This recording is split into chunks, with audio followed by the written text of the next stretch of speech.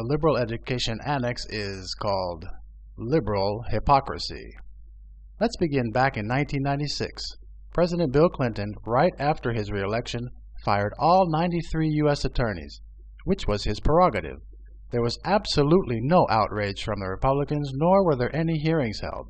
When George W. Bush was re-elected in 2004, he fired 9 U.S. attorneys. Again, it was his prerogative. What ensued was just another in a long line of Democrats in Congress trying to manufacture a scandal, but also something more insidious: the left's despicable and constant attack on conservative Latinos.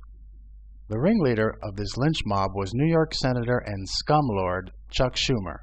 He beat the drum daily in a more than accommodating media that the first ever Latino Attorney General in American history should resign over these legal firings.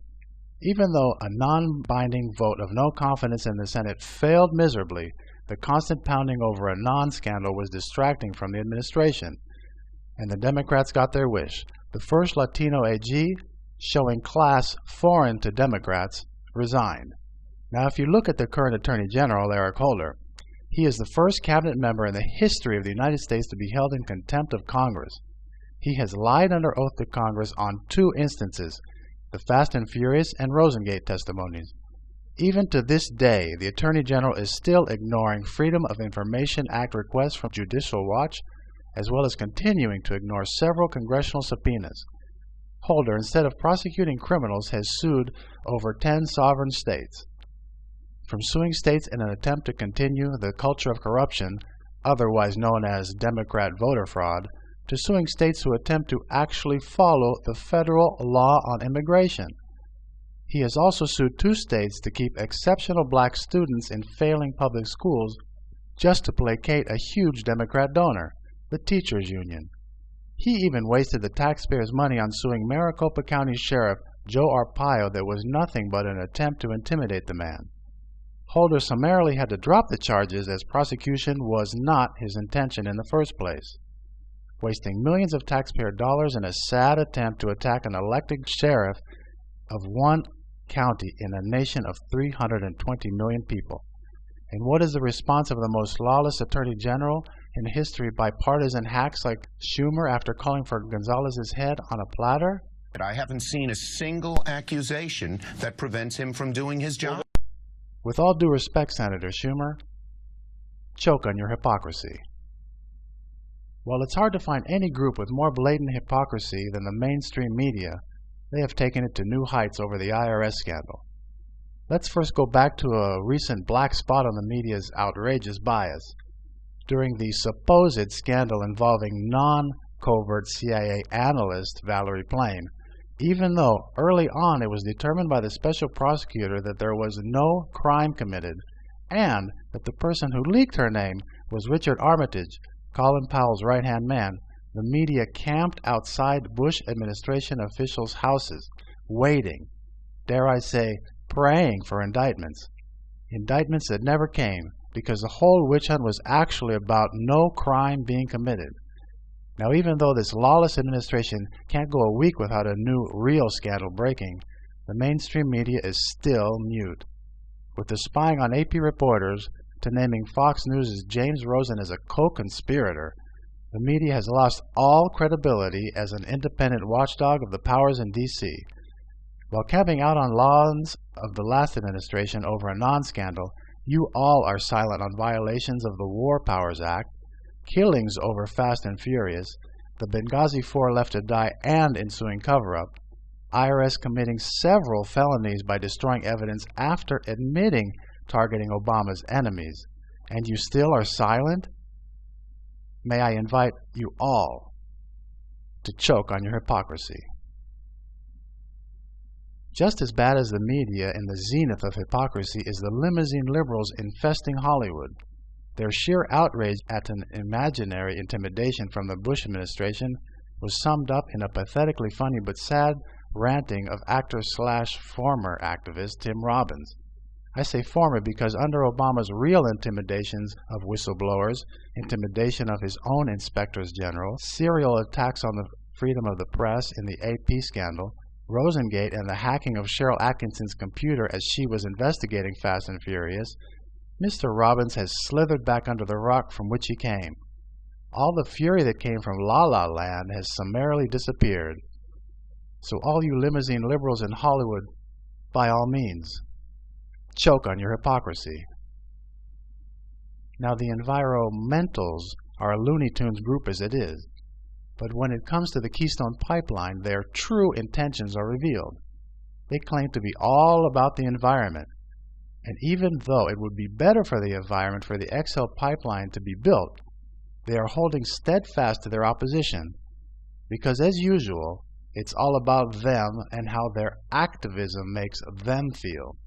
The dirty truth about the oil coming from Canada is that if it does not come to the U.S. for refinement, it will cause 100-fold the pollution because the Canadians will send all the petroleum to China. Not only will it be more dangerous to send it by train to the west coast of Canada, they will be shipping the oil in huge polluting super tankers spewing smoke and soot into the atmosphere for the entire 6,352-mile trip. To go where?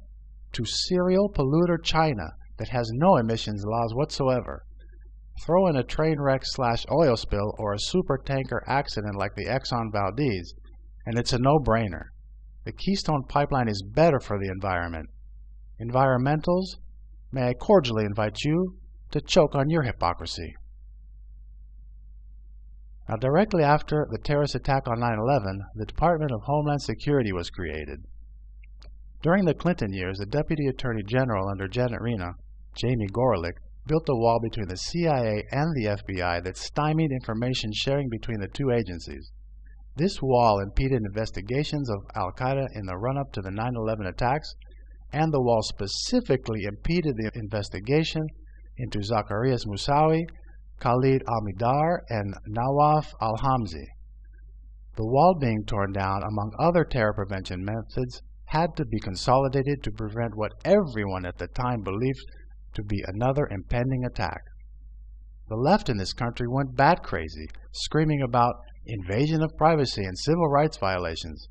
Don't confuse what this lawless administration has turned the DHS into, to what it was created for and what it achieved during the Bush years.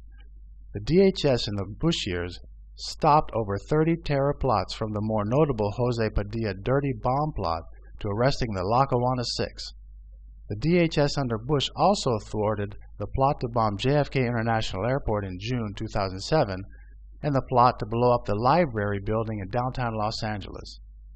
Fast forward to Eric Holder and President Obama perverting the Department of Homeland Security as an intimidation arm of this thuggish administration. Today, the DHS they're not so worried about our Homeland Security. Don't forget the Boston Muslim terrorist bombing. But they are more interested in going after U.S. citizens.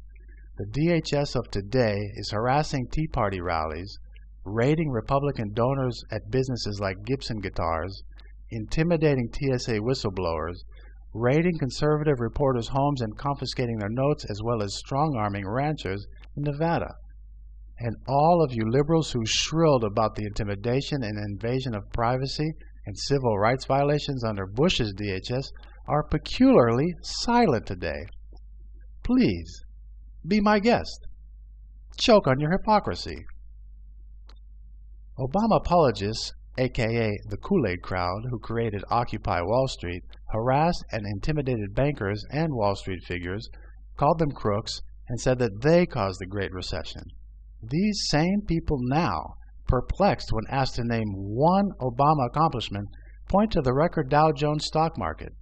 Sadly clueless that this is a bubble created by Obama's Fed printing money out of thin air and handing it to his donors on Wall Street. Not realizing that while Wall Street fat cats get rich, the dollar gets devalued by his printing that's called quantitative easing. Costs them more in the supermarkets and at the gas pumps. These people also claim that Bush administration was bought and paid for by 1%er donors. But as we see now, President Obama has sold ambassadorships to highly unqualified 1%er donors at twice the pace as Bush and Clinton. You all are silent.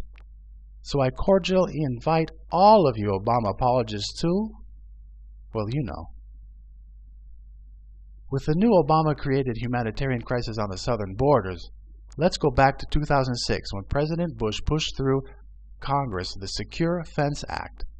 The Secure Fence Act's goal was to secure the southern borders, to decrease illegal entry, hinder drug trafficking and security threats by building 700 miles of physical barriers, as well as funding other enforcement instruments such as technology and manpower.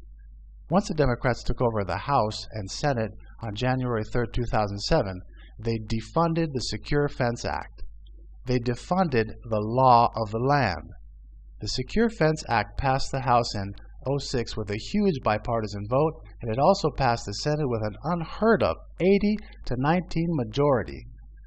Obamacare, which passed on a 100% purely partisan vote with backroom deals, kickbacks, and payoffs, was the target of the Republicans, and rightly so as it turns out, after taking the House in 2010. All the Democrats were aghast that the GOP wanted to defund the quote-unquote law of the land, the Unaffordable Care Act. But what gall do you castigate Republicans in the House for trying to defund the disastrous Obamacare when you yourselves defunded a hugely bipartisan law of the land? Now, we would ask all Democrats in Congress to choke on their hypocrisy, but the Democrats are hypocrites to their rotten core.